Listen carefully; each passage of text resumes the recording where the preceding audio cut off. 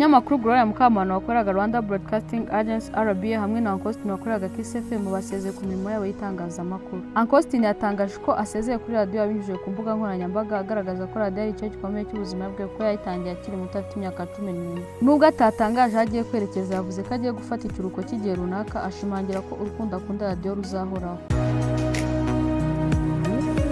Naho ku ruhande rwa Grolia Mukamabano amakuru y'isezera ryemejwe na mugenzi we bakoranaga wamushimiye ubunyangamugayo n'uruhare yagize mu kumufasha gukura mu kazi. Grolia yatangiye kumenyekana muri 2010 akora kuri Contact FM nyuma akora kuri radio na TV10 Royal FM mbere yo kwinjira muri RBA muri 2016 aho yanabaye umuyobozi wa Kesto TV. Isezera rya bombi ryongeye kugaragaza impinduka zikomeje kugaragara mu itangazamakuru ry'u Rwanda.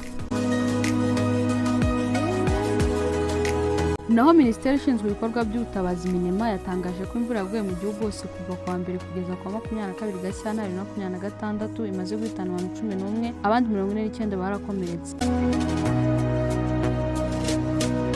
Reka amakuru yacu tuyakomereza hanze y'u Rwanda, aho mu karere ka Kabare muri Uganda hagaragayemo ubwiyongere bw'abandura virusi itera sida, aho mu mezi 3 ashize habonetse abandu bashya 40. Inzego z'ubuzima zivuga ko bifitanye isano n'ibura ry'udukingirizo kuko mbere hahabwaga nibura 10,000 ariko mu mezi 2 ashize hoherejwe udukingirizo 2,000 gusa. Nyuma y'ihagarika ry'inkunga ya USAID, abashinzwe ubuzima basabye abaturage kwirinda imibonano mpuzabitsina idakingiye no kugura udukingirizo aho bishoboka. Hagati aho leta ya Uganda yatangaje ko igiye kwakira umuti wo gukumira kwandura sida uzwi nka lenacavapir, urushinge ruterwa 2 mu mwaka.